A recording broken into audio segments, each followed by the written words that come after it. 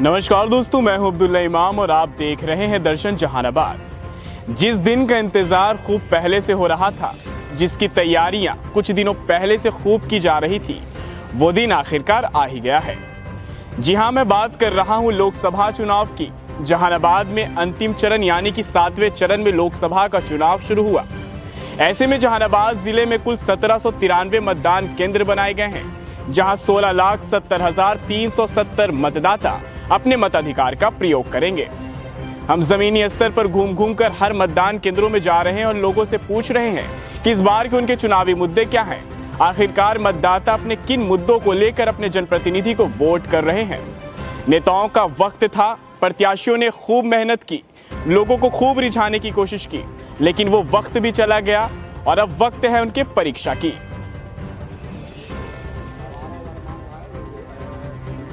यहाँ पे एक दिव्यांग मतदाता है, हम उनसे बात करने की कोशिश करते हैं कि इन्होंने वोट दिया और इनका क्या चुनावी मुद्दा है। क्या नाम है आपका? चंद्रभूषण कुमार। चंद्रभूषण जी, वोट दे दिया आपने? हाँ जी, दे दिए हैं। क्या चुनावी मुद्दा रहा आपका? किस आधार पे आपने अपने प्रतिनिधि को वोट किया है? हाँ, जो विकास का बात करेगा, रोजगार का बात करेगा और क्या बोलते हैं फैक्ट्रीज वगैरह, जहानाबाद में चीनी मिल बहुत बिहार में बंद है, और भी जैसे कि चिप्स वगैरह हैं और बहुत सारी ऐसी चीज़ें हैं जिसको जैसे कि रोजगार का मुद्दा बहुत बड़ा है अभी। तो उसके 2019 में आपने मतदान किया, तो उस वक्त आपका मुद्दा क्या था?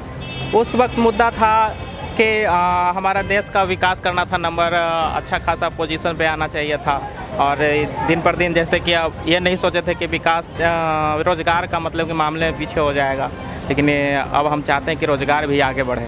यानी रोजगार, विकास, इन सब मुद्दों को लेकर इस बार आपने मतदान हाँ, रोजगार। और भी लोगों से क्या अपील करना चाहेंगे? आप एक दिव्यांग होकर साइकिल के सहारे आप मतदान करने आ गए। हाँ, जो सबसे अपील करेंगे यही कि ये हमारा लोकतंत्र का पर्व है और आकर के वोट अपना दें। और यही है कि हम लोग के पास शक्ति है जिससे हम अपना मतलब कि विकास, डेवलपमेंट करवा सकते हैं अपने भारत में। ये बहुत अच्छी बात आपने कही कि यही हमारा हक है, यही हमारा अधिकार है।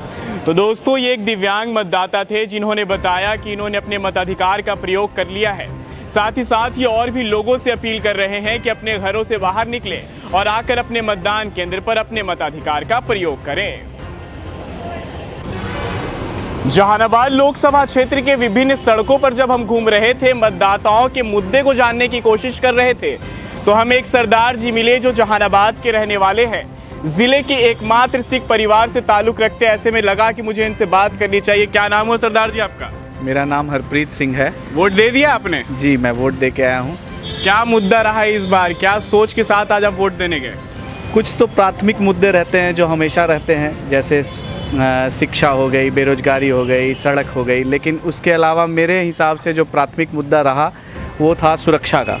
जो बिहार और स्पेशली जहानाबाद में सुरक्षा ना होने की वजह से यहाँ पर लोग पलायन करते चले गए। यहाँ पे कई सिख परिवार थे जो आज सिर्फ हम रह गए हैं। लगभग 12-13 परिवार थे मेरे होश में, लेकिन आज के डेट में सिर्फ हमारे अलावा और कोई नहीं है। शायद उनका बिज़नेस नहीं चल पाया या उनको कुछ ना कुछ सुरक्षा की प्रॉब्लम रही। आज के डेट में नीतीश कुमार ने चाहे जैसा भी काम किया हो, लेकिन सुरक्षा एक अच्छी तरह से उन्होंने निभाई है। यहाँ पर लोगों को ऐसा है कि रात्रि में किसी भी समय आप भ्रमण कर रहे हों, आपको कोई तकलीफ़ नहीं होती है। औरतें जाते हुए अपने आप को सुरक्षित महसूस करती हैं। आप सब्जी मंडी में जाते हुए कभी छीन छपाट वाली चीज़ें जो पहले होती थी आज भी हैं, परंतु इतना अधिक नहीं है। फिर भी हम ये चाहते हैं कि सुरक्षा को और ज़्यादा ध्यान में रखते हुए हमने अपने कैंडिडेट को चुना है। देखिए अब कौन जीतता है। यानी मुख्य रूप से प्राथमिकताएं आपकी सुरक्षा थी। हरप्रीत जी, इसी से जुड़ा सवाल है कि आपने अपने हिसाब से अपने मुद्दों को ध्यान में रखते हुए अपने प्रतिनिधि को वोट किया, तो क्या आपके प्रतिनिधि आपके इन मुद्दों पर तवज्जो देंगे, प्राथमिकता देंगे जीतने के बाद? जीतने के बाद उन्होंने तवज्जो देनी है या ना देनी है, ये उनका निर्णय होगा। परंतु मैंने अपने तरफ से अपना उम्मीदवार चुना है, और जो उम्मीदवार चुना है वो सिर्फ जहानाबाद के लिए नहीं है, ये उम्मीदवार पूरे देश के लिए होगा। क्योंकि मेरा एक वोट यहाँ के एक चयन को हो सकता है देश में परिवर्तन ला सके। मेरा आखिरी सवाल है हरप्रीत जी आपसे कि जहानाबाद का आइडियल सांसद कैसा होना चाहिए आपके हिसाब से? एक आदर्श सांसद कैसा होना चाहिए? जहानाबाद का एक आदर्श सांसद ऐसा होना चाहिए कि जो जहानाबाद में आकर भ्रमण करे, यहाँ के प्रॉब्लम्स को देखे, यहाँ के लोगों को समझे, यहाँ के बिजनेसमैन्स को समझे। यहाँ पर कोई इंडस्ट्री नहीं है तो यहाँ कुछ खोलने की व्यवस्था करे। जैसे छोटी छोटी प्रॉब्लम्स हैं, लाइक राजा बाज़ार में ब्रिज नहीं बन पा रहा है, कई सालों से लोगों की डिमांड है, वो दूर हो। छोटे छोटे बेरोज़गार लोग हैं, उनको छोटा मोटा ही रोज़गार मिले, जिससे मतलब इस जगह की वृद्धि हो, समृद्धि हो। और क्या। बहुत बहुत शुक्रिया हरप्रीत जी।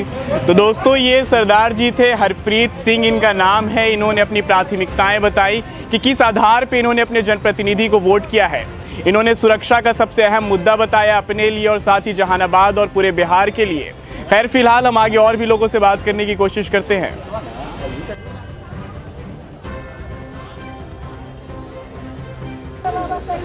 जहानाबाद के विभिन्न मतदान केंद्रों पर हम घूम रहे हैं, तो इसी बीच जहानाबाद लोकसभा क्षेत्र के मेदिनीचक के एक मतदान केंद्र पर पहुंचे हैं, जहां की लंबी कतार लगी है। मतदाता अपने मताधिकार का प्रयोग करने के लिए यहां पर मौजूद हैं। इनसे बात करते हैं कि आखिर इनका चुनावी मुद्दा क्या है और किस मिजाज के साथ ये अपने प्रतिनिधि को वोट कर रहे हैं। क्या नाम हुआ आपका? अशोक कुमार। अशोक जी, लाइन में लगे हैं, धूप बहुत है, लेकिन आप अपने मताधिकार का प्रयोग करने आए हैं, तो क्या चुनावी मुद्दा क्या है इस बार? आप चुनावी मुद्दा है इस समय सर, हम लोगों का रोजगार चाहिए, नौकरी चाहिए, शिक्षा चाहिए। इस मुद्दा पे हम लोग वोट करेंगे। रोजगार, शिक्षा और इस पे आप अपने मताधिकार का प्रयोग करने यहाँ पर आए हैं, तो क्या लगता है आप तो अपने मुद्दे को लेकर जनप्रतिनिधि को वोट करेंगे, तो क्या चुनाव जीतने के बाद आपके प्रतिनिधि उस वायदे को पूरा करेंगे? बिल्कुल करेंगे, बिल्कुल करेंगे। धूप में आप लोगों से और क्या अपील करना चाहेंगे? और भी मतदाता हैं, उनसे क्या कहना चाहेंगे? अब हम तो सभी लोग, हम लोग लाइन में तो सवेरे से लगे हुए हैं, धूप तो है, सभी लोग अच्छी तरह से वोट दे रहे हैं अपना मतदाता को, अपना मताधिकार का प्रयोग कर रहे हैं। आपका क्या नाम हुआ?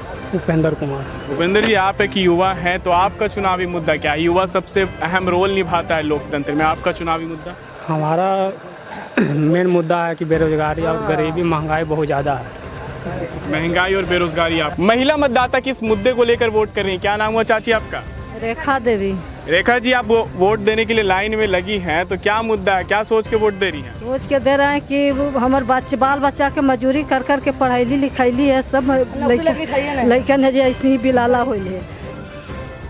एक युवा है, हम इनसे बात करने की कोशिश करते हैं कि आखिर इनका इस बार का चुनावी मुद्दा क्या रहा। क्या नाम हुआ आपका? अमित कैप्टन। अमित कैप्टन जी, क्या चुनावी मुद्दा रहा? किस मुद्दे के आधार पर आपने अपने जनप्रतिनिधि को वोट किया? मुद्दा तो बहुत है। चंद मीटर पे आपका खंडर पास है, उसको अंडर पास नहीं बोलेंगे, खंडर पास है, जो पिछले 15-20 सालों से जाम का समस्या बना हुआ है। स्कूल में जो बच्चे लोग बस से आते जाते हैं, जाम में टाइम से न घर पहुंचते हैं, न टाइम से स्कूल पहुंचते हैं। बहुत सा समस्या है, ना हॉस्पिटल पहुंच पाएंगे। कई लोगों तो एम्बुलेंस फंसने के बाद जान भी गया है। तो क्या लगता है कि जिन मुद्दों के आधार पर आपने वोट किया है, चुनाव जीतने के बाद जनप्रतिनिधि उन मुद्दों को प्राथमिकता देंगे? जिस प्रतिनिधि को हमने वोट किया है, अगर वो जीत के आते हैं तो बिल्कुल प्राथमिकता देंगे। आप युवा हैं, ऐसे में आपके क्या मुद्दे रहे अहम? जहानाबाद से थोड़ा सा ऊपर हम बात करें, जहानाबाद से थोड़ा सा हट के बात करें।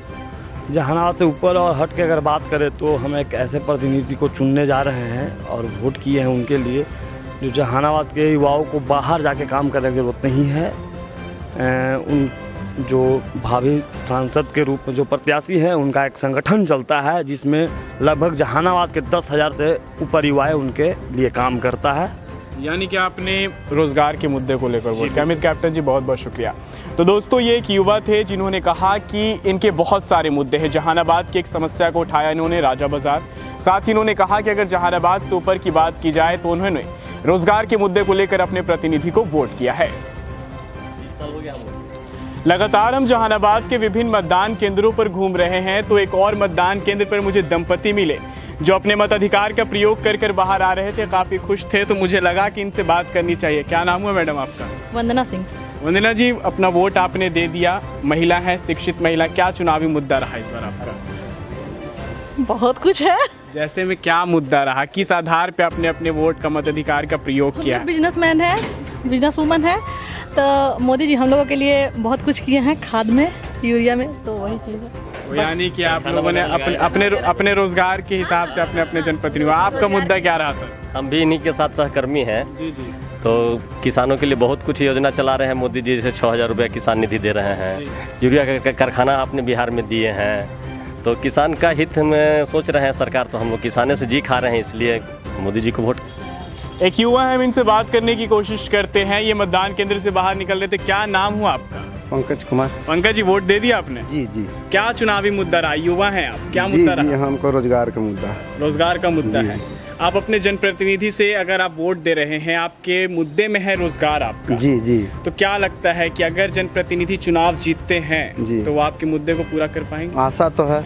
दोपहर के लगभग 1 बजने वाले हैं। इतनी गर्मी है कि आप मेरे वस्त्र से और मेरे चेहरे से पता कर सकते हैं। इस गर्मी में मुझे एक व्यक्ति मिले जो अपने मताधिकार का प्रयोग करके आ रहे थे। मुझे लगा इनसे बात करनी चाहिए। क्या नाम हुआ सर आपका? मेरा नाम सत्येंद्र कुमार हुआ। मैं विष्णुगंज मोहल्ला का निवासी। सत्येंद्र जी, आपने अपने मताधिकार का प्रयोग कर दिया है, तो इस बार आपका चुनावी मुद्दा क्या रहा? किस मुद्दे के आधार पर आपने अपने जनप्रतिनिधि को वोट किया है? मेरा तो सबसे पहला मुद्दा अपने शहर की ओर से ही है, क्योंकि अपने शहर में कई तरह की समस्याएं हैं। गली नली सड़क, मुख्य रूप से राजा बाज़ार का जो पुल है, पुल के नीचे से जो आवागमन होती है, उसमें आए दिन यात्रियों को इतनी ज़्यादा परेशानी होती है कि वो कहा नहीं जा सकता। हमारा आने वाले लोकसभा के जो भी प्रतिनिधि आते हैं इस लोकसभा से, उनसे आग्रह होगा कि सबसे पहले जहानाबाद के उस राजा बाज़ार के पुल के ऊपर फ्लाईओवर का निर्माण कराया जाए, ताकि लोगों की समस्याओं का निर्वहन हो। तो दोस्तों, ये जहानाबाद के मतदाता थे जिन्होंने साफ तौर पर कहा कि आखिर इस बार इनके चुनावी मुद्दे क्या रहे और किन मुद्दों को लेकर ये चुनाव में उतरे और अपने जनप्रतिनिधियों को वोट किया। आज पूरे दिन की कवरेज के जरिए हमारी बस यही कोशिश रही कि हम मतदाताओं के संदेश को आप तक पहुंचाएं। हम सभी मतदान केंद्रों पर नहीं पहुंच पाए, लेकिन जहां भी पहुंचे हैं वहां से एक संदेश को उठाया और आप तक जरूर पहुंचाने की कोशिश करेंगे। जिस दिन का इंतजार काफी समय से किया जा रहा था, वो दिन भी बीत गया, यानी कि जहानाबाद में अंतिम चरण में चुनाव संपन्न हो गए। ऐसे में अब इंतजार है तो 4 तारीख का। 4 तारीख को तस्वीर अब बिल्कुल साफ हो पाएगी कि केंद्र में किसकी सरकार बनेगी और जहानाबाद से कौन सांसद का ताज पहनेगा। खैर, फिलहाल के लिए बस इतना ही। मुझे दीजिए इजाजत। हम बहुत जल्द हाजिर होंगे। तब तक के लिए आप अपना बहुत ख्याल रखिएगा। धन्यवाद।